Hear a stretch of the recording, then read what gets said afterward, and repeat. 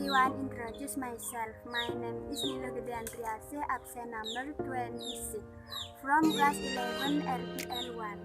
Here I will give a little example of a text procedure.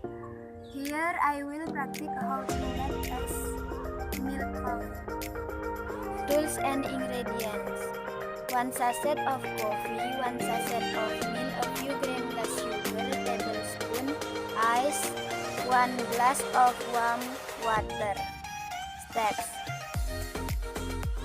first, provide a glass and continue with pouring a sachet of coffee. Second, pour enough warm water. After that, stir until it dissolves. Then pour the milk according to our taste. Then stir so that it dissolves.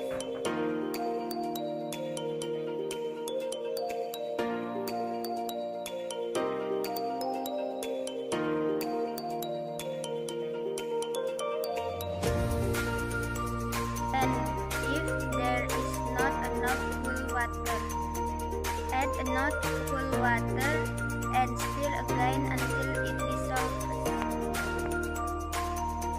Continue with ice. Pour enough ice into the glass containing the coffee mixed earlier.